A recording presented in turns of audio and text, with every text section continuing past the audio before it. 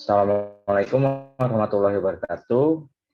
Perkenalkan, kami dari kelompok 3 kelas Kimia Bahan Makanan dengan dosen pengampu Ibu Meratma. Di sini kami akan menjelaskan tentang sour cream mulai dari pengertian hingga proses pembuatan dan komponen di dalamnya. Selanjutnya, saya akan memperkenalkan diri dari kelompok saya terlebih dahulu, yaitu ada Laila Manggarani Batau dan saya sendiri, Muhammad Tasari Prastio. Di dalam presentasi kali ini ada beberapa konten tersendiri, yaitu pengertian, komponen biomolekul, sifat fisika dan kimia, zat aditif, alat dan bahan, proses pembuatan, manfaat, bahaya, serta penyimpanan. Ya, langsung saja kita masuk ke dalam pengertiannya. Jadi apa itu sour cream? Sour cream sendiri atau dalam bahasa Indonesianya itu krim asam merupakan salah satu produk olahan susu yang kaya akan lemak. Sour cream dihasilkan melalui fermentasi susu oleh bakteri laktik asid baik secara alamiah maupun disengaja. Tapi ada juga proses pembuatan sour cream dengan cara pengasaman susu dengan citric acid atau asam lemon, asam jeruk juga bisa. Nah, sour cream sendiri digunakan sebagai topping untuk memberikan makanan sedikit rasa tajam dan asam serta tekstur yang sedikit creamy. Untuk produk hidangan yang dapat dihasilkan dari sour cream, diantaranya ada sour cream banana cake, sour cream mashed potato, dan sour cream baked salmon. Nah, di ketiga produk ini, sour cream dijadikan topping atau tambahan untuk menambahkan cita rasa asam serta tekstur yang lebih creamy terhadap makanan tersebut.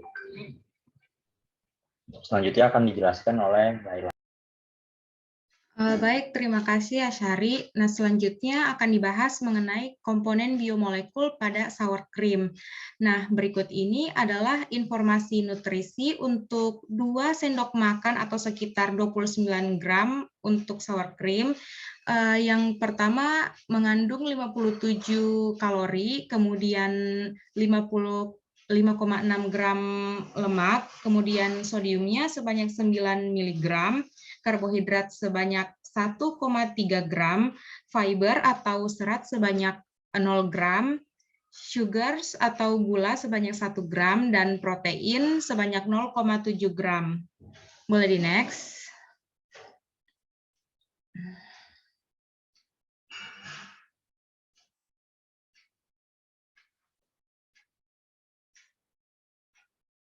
Nah, selanjutnya akan dibahas mengenai senyawa dan struktur kimia dari sour cream. Yang pertama ada karbohidrat. Nah, karbohidrat ini adalah molekul gula dan termasuk dalam salah satu dari 3 nutrisi utama yang ditemukan dalam makanan dan minuman. Nah, pada proses pencernaan tubuh, jadi karbohidrat ini akan dipecah menjadi glukosa. Nah, glukosa inilah yang menjadi sumber energi utama untuk sel, jaringan, dan organ tubuh. Nah, glukosa ini dapat digunakan segera atau disimpan di hati dan otot untuk digunakan nanti. Nah, karbohidrat ini juga memiliki beberapa fungsi. Yang pertama, sebagai sumber energi, kemudian memaksimalkan fungsi otak, menjaga kesehatan pencernaan, dan menjaga kesehatan otot dan jantung. Nah, sour cream ini meskipun memiliki kalori yang cukup tinggi, namun memiliki karbohidrat yang rendah.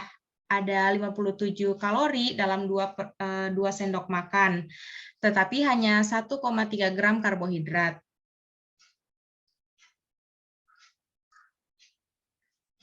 Nah, selanjutnya ada lemak. Nah, lemak ini adalah senyawa organik yang terdapat di alam dan sukar larut dalam air. Nah, tetapi mudah larut dalam pelarut organik nonpolar seperti hidrokarbon atau ether. Nah, lemak atau lipid ini memiliki ester gliserida dengan jumlah atom lebih dari 10 yang terbentuk dari reaksi esterifikasi antara lemak asam dan gliserol. Nah, selain itu, ester gliserida ini membentuk lemak dan minyak. Nah, untuk fungsi lemak sendiri, ini ada beberapa fungsi. Yang pertama, sebagai pelindung tubuh dari suhu rendah, kemudian pelarut vitamin A, D, E, dan K, kemudian untuk melindungi alat-alat tubuh vital seperti jantung dan lambung, dan sebagai penghasil energi tertinggi. Nah, pada umumnya ada 5,6 gram lemak dalam 2 sendok makan sour cream. Nah, hampir 3 gramnya itu adalah lemak jenuh, kemudian sekitar 1,3 gramnya adalah lemak tak jenuh tunggal, dan 0,2 gram adalah lemak tak jenuh ganda. Nah, untuk sour cream yang bebas lemak tidak mengandung lemak, tetapi memiliki jumlah karbohidrat yang lebih tinggi sekitar 5 gram. Nah, sour cream yang ringan itu biasanya menyediakan sekitar 3,4 gram lemak.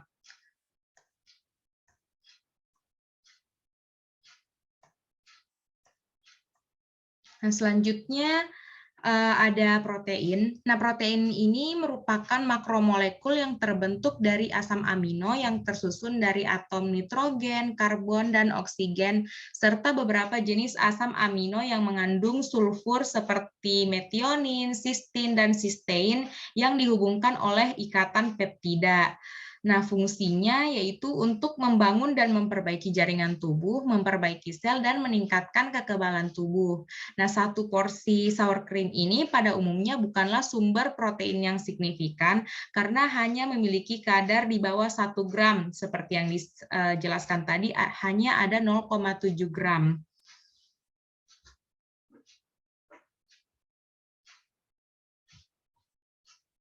Nah, kemudian ada vitamin dan mineral.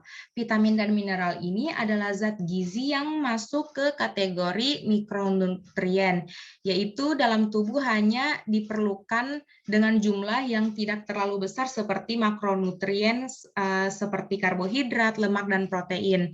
Nah, dengan tercukupinya asupan vitamin dan mineral sehari-hari, fungsi organ tubuh serta proses metabolisme dapat berjalan lancar.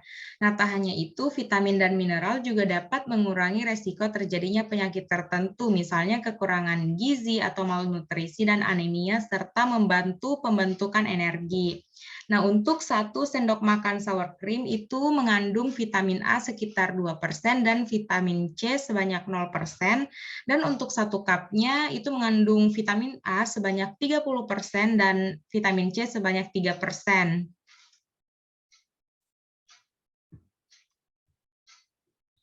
Nah, berikut ini ada kadar mineral dalam 100 gram sour cream. Yang pertama ada kalsium sebanyak 12%, magnesium sebanyak 3%, zinc sebanyak 2%, dan fosfor sebanyak 9%.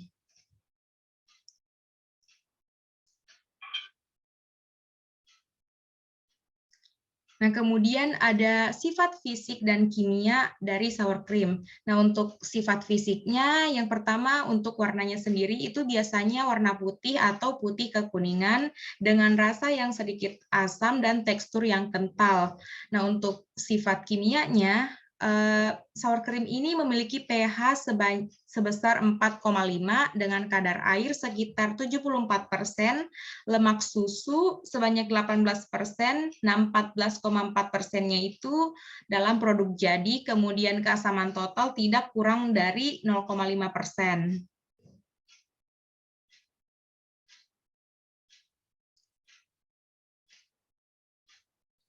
Nah, selanjutnya untuk zat aditif akan dijelaskan oleh Asyari. Ya, selanjutnya ada zat aditif dalam sour cream sendiri, ada bakteri Lactococcus lactis substractis. Nah, bakteri Lactococcus lactis ini adalah bakteri gram positif yang digunakan secara ekstensif dalam produksi susu, mentega, dan keju atau produk dairy lainnya. Nah, bakteri ini berfungsi untuk menurunkan pH dari campuran susu dan menghasilkan senyawa rasa yang asam seperti diasetil.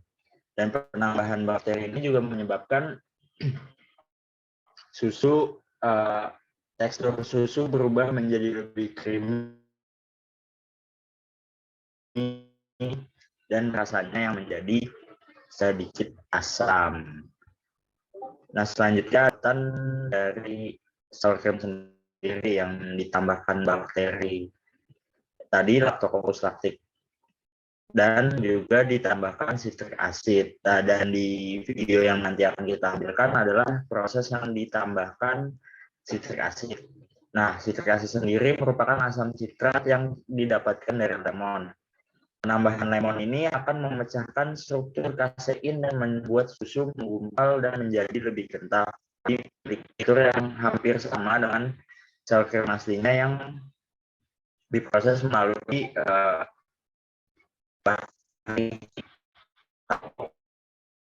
dan penambahan citric acid juga menurunkan pH susu menjadi lebih asam. Untuk proses pembuatan, di sini ada alat dan bahan, di mana alat yang dibutuhkan adalah toples kaca, sendok, mangkuk kecil, dan bahan yang dibutuhkan hanya 300 ml susu cair, serta air perasan lemon ataupun cuka apel. Nah, untuk proses pembuatannya ini ada pertama adalah proses pemanasan. Proses pemanasan di sini sebenarnya digunakan untuk kan suhu yang sebelumnya dimasukkan dalam pendingin atau kulkas, dan pemasakan bertujuan untuk mengembalikan temperatur susu ke temperatur ruangan. Setelah susu kembali ke temperatur ruangan, ditambahkan lemon juice atau citric acid tadi, ataupun cuka, baik cuka apel maupun cuka masak.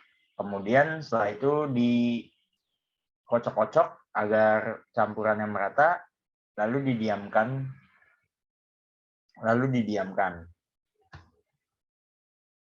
Nah, ini adalah proses pembuatannya.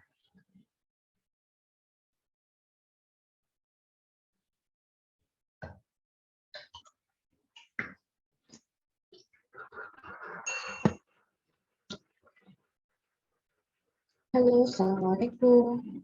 Di resep yang akan saya bagikan kali ini, saya akan membuat sour cream hanya dengan 2 bahan aja. Selain bahannya yang murah meriah, cara membuatnya pun gampang banget. Oke, langsung saja kita bikin ya.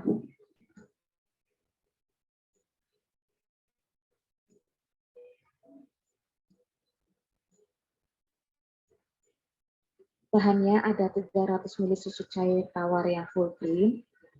Boleh pakai merek apa aja, atau kalau mau pakai susu segar juga boleh ya. Terus ada 2 sendok makan lemon. Pakai ini susu yang baru ambil dari lemari es, jadinya mau saya hangatkan dulu.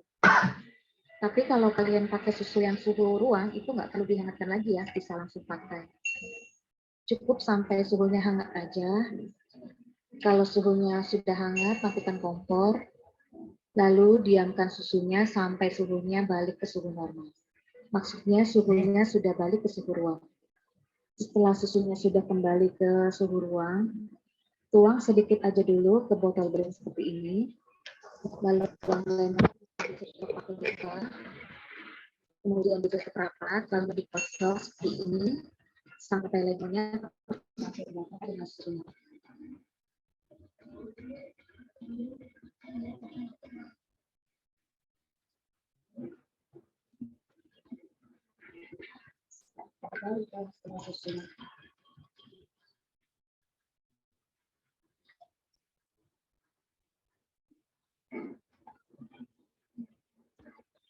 Kocok lagi sampai lemon atau cukanya tercampur merata dengan susu.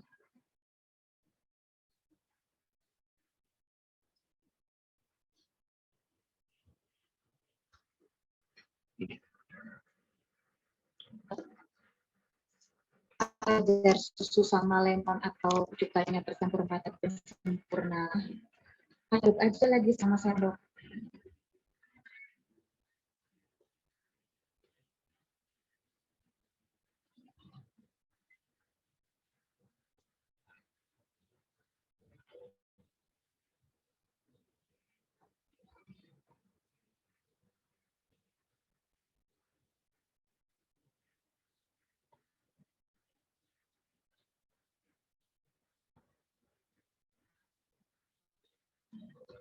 Kemudian tutup dengan menggunakan kain bersih. Kita pakai karet di atas.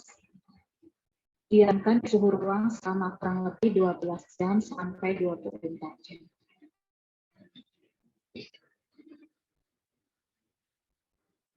Nah, ini yang sudah didiamkan selama minimalnya 12 jam. Susunya sudah terlihat terpisah gitu. Bagian bawahnya jadi bening, sedangkan bagian atasnya pekat. Nah, saya mau ambil yang pekatnya aja, yang bagian atasnya aja. Kira-kira kekentangannya seperti ini. Bahan sour cream ini seringkalinya kita susah banget buat cari. Apalagi yang tinggal di daerah seperti saya. Kalaupun ada, harganya lumayan mahal. Tapi kalau kita bikin sendiri, ini jauh lebih murah. Punya pakai.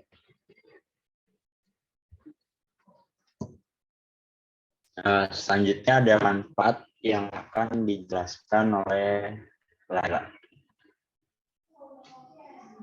Baik, selanjutnya manfaat sour cream. Nah, manfaatnya ini dibagi menjadi dua, yaitu untuk makanan dan juga untuk tubuh. Nah, untuk makanan sendiri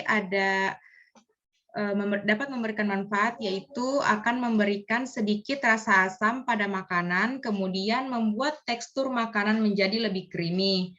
Kemudian untuk tubuh, sour cream ini dapat membantu perlindungan tulang dan gigi, kemudian meningkatkan penyerapan vitamin larut lemak, dan memiliki kandungan vitamin B12 yang cukup tinggi.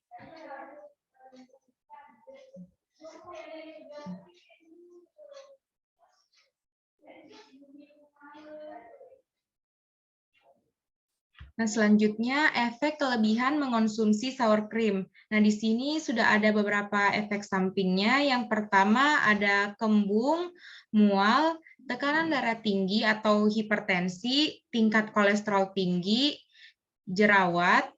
Nah, untuk jerawat ini sendiri, jerawat ini disebabkan karena adanya protein yang dapat berinteraksi dengan hormon yang meningkatkan insulin growth factor 1 atau IGF-1, yaitu protein yang berasal dari A1 kasein.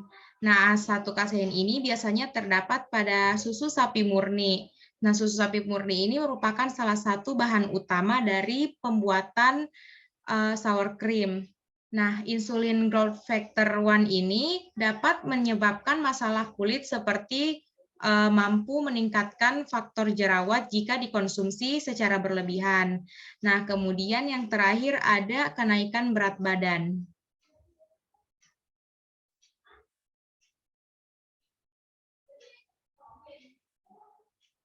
Nah, selanjutnya ada cara penyimpanan sour cream. Nah, untuk penyimpanannya sendiri, sour cream ini harus disimpan di lemari es selama 10-14 hari. Jika disimpan di dalam freezer, apalagi dalam waktu yang lama, maka kandungannya akan semakin terpisah sehingga teksturnya akan berubah menjadi kasar. Nah, jika mulai tercium aroma yang tidak sedap, terus terjadi penggumpalan maupun berjamur, sour cream ini sebaiknya segera dibuang.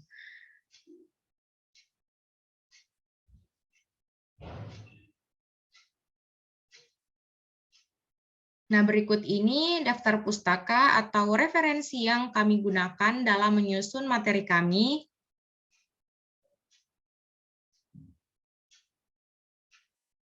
Sekian dari kami, kurang lebihnya mohon maaf. Wassalamualaikum warahmatullahi wabarakatuh.